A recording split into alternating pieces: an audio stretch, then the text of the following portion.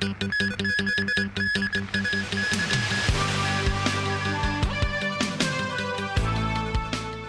Hong Kong oil companies widen their offerings to give local users more choices?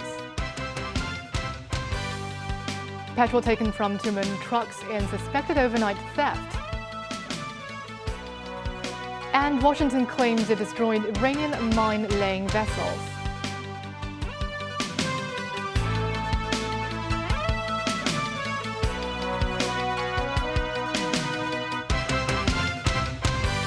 Good evening. Welcome to TVB News. Hong Kong's fuel prices stay high amid tensions in the Middle East. Roundtable convener Michael Tian said more fuel options should be made available for customers at petrol stations. Mimosa Ngai reports.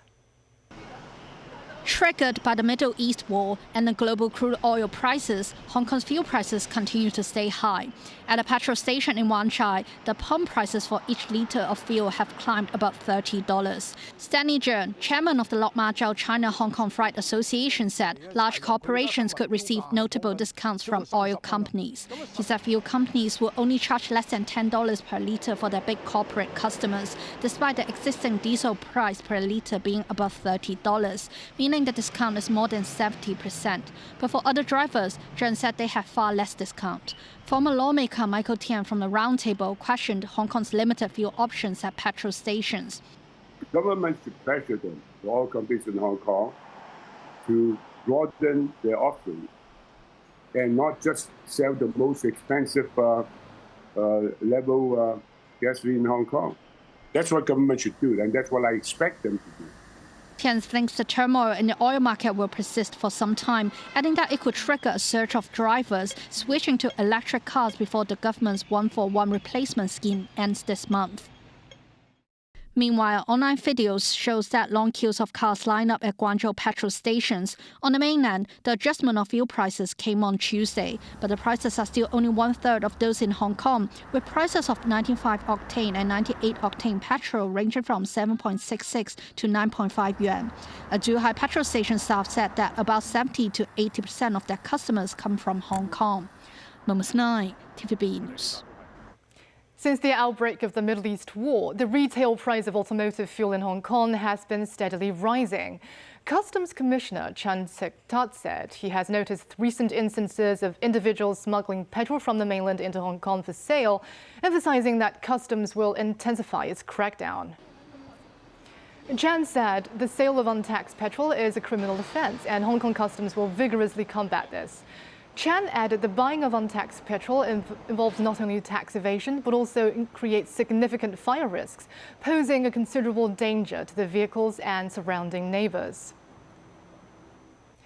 Thieves were suspected to have stolen fuel from 4 trucks in Tuen Mun, with reported losses of some $30,000 worth of diesel. One of the trucks is a container tractor. It was parked on the side of Montfort Street in Tuen Mun. Police cordoned off the area for investigation.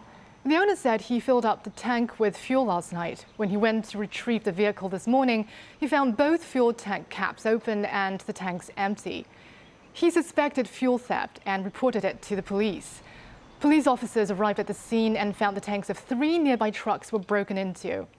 The total loss exceeded $30,000 and the case is being treated as theft from vehicles. Iran launched new attacks against Israel and Gulf Arab countries while Israel carried out waves of airstrikes on Iran and Lebanon as the Middle East war entered its 11th day. The U.S. said it took out more than a dozen mine-laying Iranian vessels, and the Islamic Republic vowed to block the region's oil exports, saying it would not allow even a single litre to be shipped to its enemies. The White House insisted that the spike in oil and gas prices as a result of the U.S. and Israel's war with Iran is temporary and expected, and will actually result in lower prices in the long term. Daniel Rao tells us more. Damage and debris was scattered near Tehran's Resalat Square following more Israeli strikes on the Iranian capital. Footage released by humanitarian organization The Red Crescent also showed rescue workers carrying body bags into vehicles at the site. The group said at least 6 people were killed in the area. Residents of Tehran said they had experienced some of the heaviest strikes of the war, leading to electricity cuts in many neighborhoods of the capital. And in Israel, air raid sirens sounded and interceptions were seen across Tel Aviv as Iranian missiles were launched towards the country. There were no reports of damage or injuries. The US said it took out more than a dozen mine-laying Iranian vessels Tuesday, and the Islamic Republic vowed to block the region's oil exports, saying it would not allow even a single litre to be shipped to its enemies. As concerns grew about the war's effect on a strategic waterway, the US military said it destroyed 16 mine layers. However, US President Donald Trump said in social media posts there were no reports of Iran planting explosives in the Strait of Hormuz, through which 20% of the world's oil is shipped. Meanwhile, the White House insists that the spike in oil and gas prices as a result of the US and Israel's war with Iran is temporary, and expected it will actually result in lower prices in the long term. Once the national security objectives of Operation Epic Fury are fully achieved, Americans will see oil and gas prices drop rapidly, potentially even lower than they were prior to the start of the operation. And we will live in a world where Iran can no longer threaten the United States or our allies with a nuclear bomb. Elsewhere, the Iranian ambassador to the United Nations once again criticized the UN and its most powerful body, the Security Council, for what he characterized as continued silence about the US-Israeli war. It is deeply regrettable that Security Council continues to remain silent. The Council is turning a blind eye to this grave violation, despite its primary responsibility under the UN Charter to maintain international peace and security. Instead, some Council members are attempting to reverse the roles and position of victims and aggressors. They seek to reward the aggressor and punish the victims through a biased and politically motivated resolution. General TV News. As the Iran war rages, Iran continued to launch attacks on targets across the Arab Gulf, while Bahrain and other neighboring states announced intercepting Iranian missiles and drones. Meanwhile, an upward spiral of hostilities was reported in Lebanon as Israeli troops and Iran-backed militant group Hezbollah traded blows on the front. The Israeli president vowed Israel will do whatever is necessary to dismantle the capabilities of Hezbollah. An Iranian attack struck a residential building in Bahrain's capital, Manaba, in the early hours of Tuesday, killing a woman and injuring 8 others. The island kingdom, which plays host to US Navy's 5th Fleet headquarters, vowed its air defense systems would continue to respond to heinous Iranian attacks. A spokesperson for the Bahrain National Communications Center announced 3 missiles and 3 drones were destroyed on Tuesday, adding they have intercepted a total of 105 missiles and 176 drones fired from Iran since the start of the war. Separately, Israeli warplanes flew at low altitude over Beirut as they fired multiple airstrike salvos targeting Hezbollah's financial arm Al-Qat al-Hassan in the city's southern suburbs. Heavy smoke plumes could be seen rising above the skyline. In central Beirut's Aïcha Bakar neighborhood, authorities said 4 people were injured after Israelis struck an apartment building without prior warning. Israeli ground forces' focused raids were also underway in the south of Lebanon. Hezbollah said they hit Israeli troops and fired rockets into northern Israel in the latest round of fighting between the two sides that started on March the 2nd. This as Israel claimed it killed one of Hezbollah's military commanders. Israeli President Isaac Herzog said his country has no desire to attack anyone, but is determined to completely dismantle the Lebanese militant group if it just thinks of continuing to harass and threaten. On Wednesday, Iranian authorities stated that banks and financial institutions are now targets in the Middle East after the killing of a staff at bank in Tehran during Israeli-American airstrikes. The announcement especially put Dubai at risk, which is home to many international financial institutions, and Saudi Arabia. Authorities said 4 people were injured as 2 Iranian drones struck near Dubai International Airport. Airlines have cancelled or diverted flights to and from the Middle East in some of the busiest aviation corridors connecting Europe and Asia. An Indian technology entrepreneur stranded by the disruption elaborated on his journey heading out of Doha after spending nearly a week waiting. We are at the border crossing, getting our immigration and the visa done. The phones in the place immigration control were blaring with alarms about attacks over Doha. And we also heard some explosions far away. Life is unpredictable and sometimes it takes you a different path, and just glad to be safe and back home. Foreign Minister Wang Yi has called for an immediate ceasefire and a return to negotiations in the Middle East. He made the remarks during a phone call with Qatar's Prime Minister and top diplomat Sheikh Mohammed bin Abdulrahman Al Thani on Tuesday. Prolonged conflict will only cause greater losses for all parties concerned. He lashed out at the US and Israel for initiating military operations against Iran without authorization from the United Nations Security Council, stating such move clearly violated the purposes and principles of the UN Charter and the basic norms governing international relations. Wang urged efforts toward a political solution and voiced support for Gulf nations in taking the future of the region in their own hands. He said China will continue to play a constructive role in easing tensions and restoring peace in its own way. And still ahead, Canada increases security at diplomatic venues after shots fired at consulate. And Cathay Pacific expects fuel surcharges to rise amid war in the Middle East.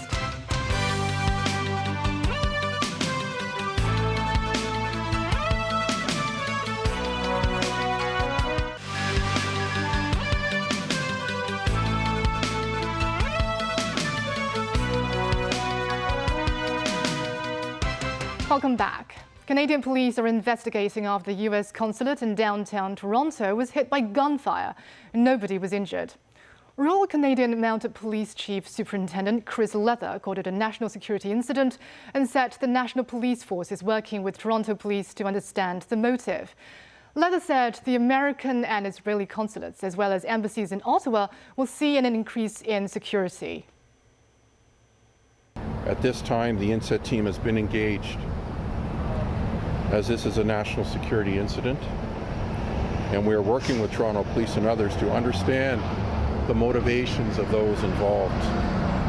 The RCMP regularly works in close collaboration with police services of jurisdictions across the country, as well as our partners with Global Affairs Canada, in the fulfillment of our mandate to provide protection of designated persons, including foreign diplomats, and in relation to incidents that occur at or in the vicinity of embassies or consulates. For the moment, while the early stages of the investigation are taking place, we have increased security around embassies and consulate buildings here in Toronto and in the Ottawa region. French President Emmanuel Macron said the world needs nuclear power as a source of progress, prosperity and independence, citing the negative impact of fossil fuels on geopolitics amid the tensions in the Middle East. Macron spoke at the International Nuclear Energy Summit held outside Paris. The summit comes exactly 15 years to the day of Japan's Fukushima disaster. But Macron said there is a need for energy that is produced at the lowest possible price, which also creates jobs and reduces carbon dioxide emissions. European Commission President Ursula von der Leyen and Rwanda President Paul Kagame are among those scheduled to speak at the summit. At least 6 people have been killed and 3 others hospitalized with severe injuries after a bus caught fire in the town west of Switzerland's capital, Bern. Reports said a person in the bus may have started the fire deliberately. Government officials said that after rushing to the scene, rescue teams found the post bus to be engulfed in flames. The fire came just months after a devastating fire in a Swiss ski resort where more than 40 people were killed. China's COSCO Shipping has suspended operations at Balboa Port, located at the entrance to the Panama Canal, according to Panamanian media. The move follows a ruling by Panama's Supreme Court in late January that annulled the contract to operate the port held by a unit of CK Hutchison. APM Terminals, a unit of Maersk, recently began temporarily operating the port for a period of up to 18 months. It's not known whether the suspension was temporary or permanent. Hong Kong's flagship carrier, Cathay Pacific, posted a net profit of over $10 billion in 2025, driven by expanded capacity and robust cargo demand. As a result of the ongoing tensions in the Middle East, the airline will soon announce a fuel surcharge increase, citing a surge in jet fuel costs. Samantha Lee tells us more. In response to volatile oil prices, Hong Kong Airlines was the first carrier to announce a fuel surcharge hike. Cathay Pacific also signaled at its annual results press conference that it will raise the surcharge. Their current surcharges range from $142 to $569. If we look at the jet fuel prices in the so far in March, we are seeing the jet fuel almost doubled compared to the average in Jan to February.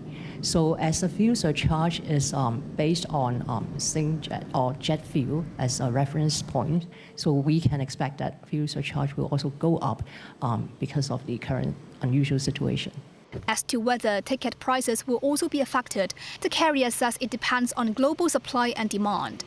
For us, Hong Kong, Europe, I think that's the obvious one. So we do see an upsurge in demand, but we actually also see some upsurge in demand in other parts of our networks as well.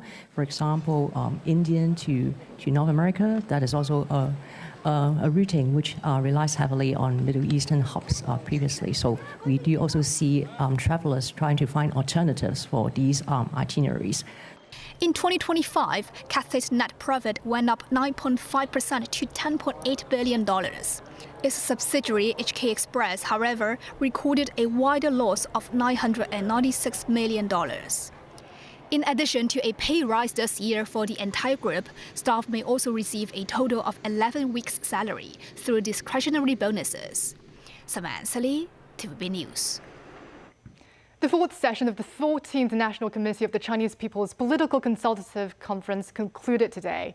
Chairman of the CPPCC National Committee, Wan Huning, said the advisory body must fully leverage its role in providing policy recommendations to support the implementation of the 15th Five-Year Plan. Samantha Lee has more.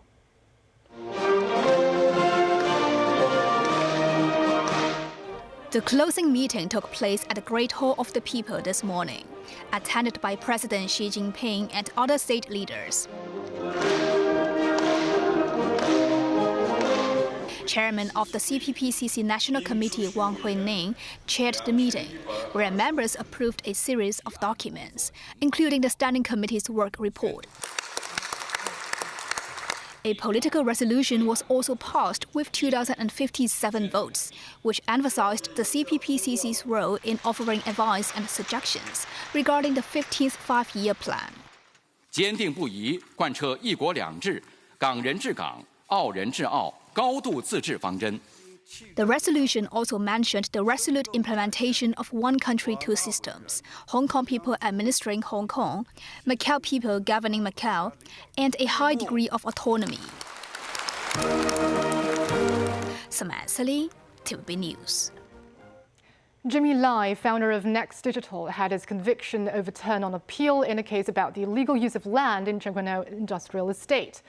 The Department of Justice has decided not to appeal. A government spokesperson said that after comprehensively considering all factors, the Department of Justice will not take further legal action. Justice officials say that while the breach of contract did not meet the conviction threshold for fraud, the objective fact is that Jimmy Lai had misused public resources for private gain and should be condemned. The Hospital Authority and the Fire Services Department are piloting the pre-hospital stroke triage scheme, which sends patients suspected of having acute stroke symptoms to designated hospitals for treatment. Under the program, paramedics use standardized assessments to determine the patient's condition.